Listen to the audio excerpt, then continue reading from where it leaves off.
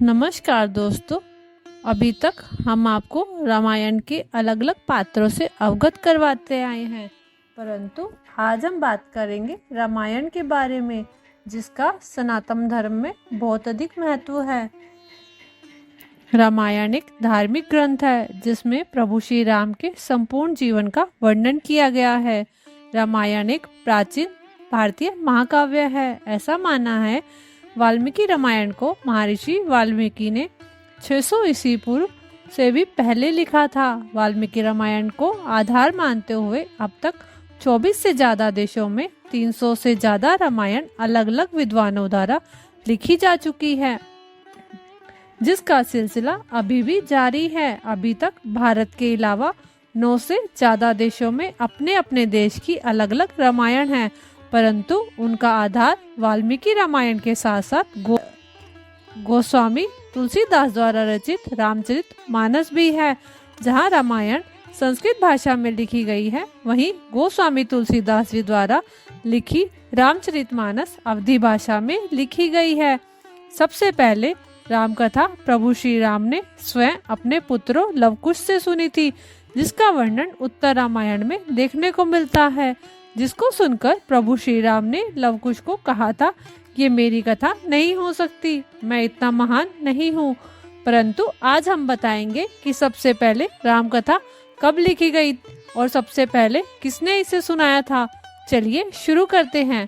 ऐसा देखने को मिलता है, जब माता सीता अशोक वाटिका में थी, तब हनुमान जी ने पेड़ की डाल पर बैठकर माता सीता को अपना परिचय देने के लिए भजन के रूप में राम कथा सुनाई थी, परंतु वो सिर्फ उसी समय तक की थी।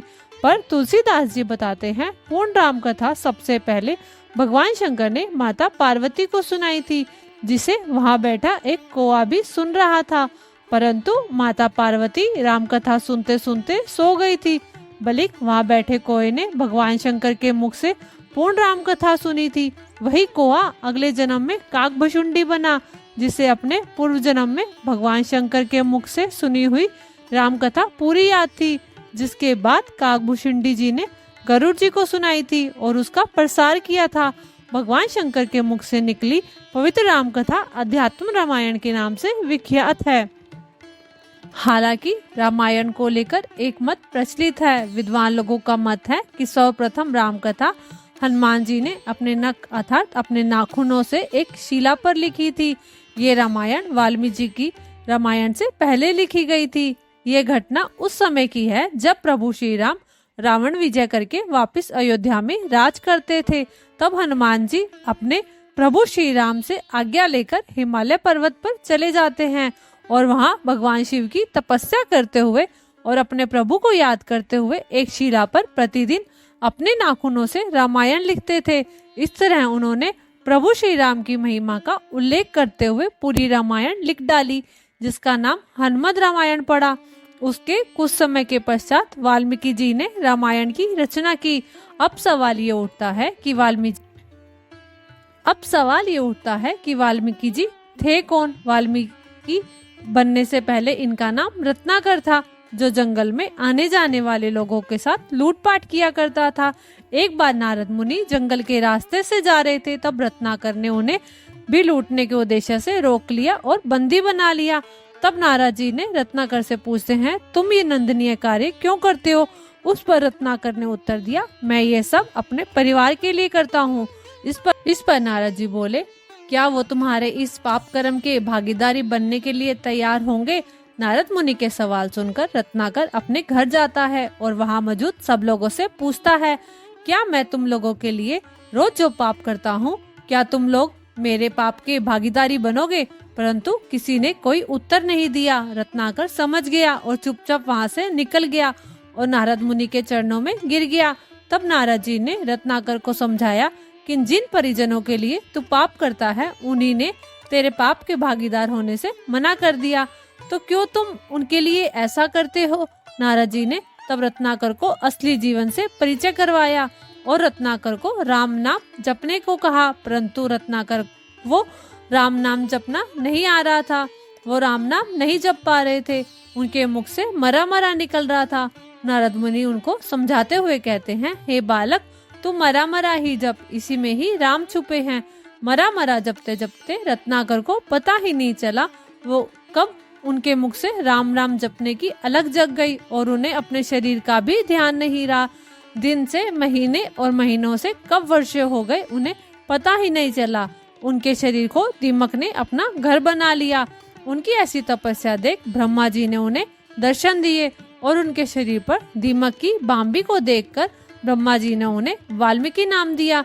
ब्रह्मा जी की प्रेरणा से वाल्मीकि जी ने रामायण लिखी, जिसको वो भगवान शिव को समर्पित करने के लिए कैलाश पर्वत पर गए।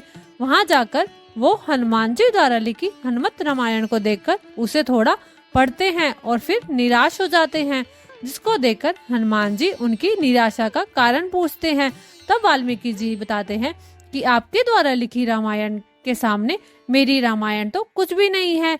मुझे डर है कि भविष्य में मेरे द्वारा लिखी रामायण की उपेक्षा होगी।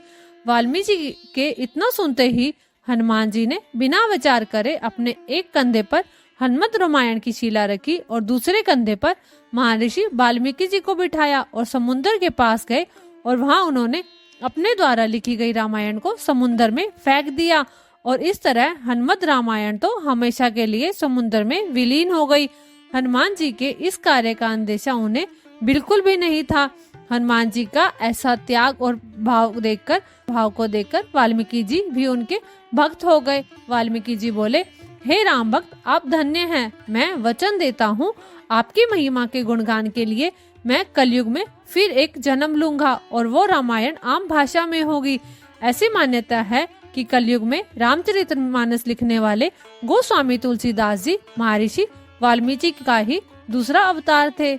इसलिए उन्होंने रामचरितमानस लिखने से पहले हनुमान चालीसा लिखी और फिर हनुमान जी की प्रेरणा से वाल्मीकि जी ने रामचरितमानस को पूरा किया। एक मान्यता ये भी देखने को मिलती है कि संत कालिदास के काल में एक पट्टालिका समुद्र के किनारे मिली थी, जिसे उन्होंने एक सार्वजनिक स्थान पर रख दिया था, जिससे विद्यार्थी उस पर लिखी लिपि को समझ सके और उसका अर्थ निकाल सके। लेकिन कालिदास जी तो समझ चुके थे ये हनुमान जी द्वारा लिखित हनुमंत रामायण का एक अंश है जो समुद्र के साथ बहते हुए यहाँ तक आई है। हम आपको बता दें कि भारत में हिंदू धर्म को मानने वाले करोड़ों लोग हैं। इसके बावजूद भी रामायण भारत का राष्ट्रीय ग्रंथ नहीं है। इसके विपरीत थाईलैंड में हिंदुओं की संख्या बहुत कम है, फिर भी रामायण वहाँ का एक राष्ट्रीय ग्रंथ है। वहाँ कियन कहा जाता है, जिसका अर्थ होता है राम कीर्ति। ये रामायण वाल्मीकि रामायण पर ही आधारित है। दोस्तों, ये थी रामायण की कहानी जिससे हमने आपको आज अवगत करवाया है। दोस्तों, वीडियो अच्छी लगी तो प्लीज हमारी वीडियो को लाइक करें और कमेंट करें और ऐसी ही कहानियाँ सुनने के लिए हमारे चैनल को सब्सक्राइब करें। धन्यवाद।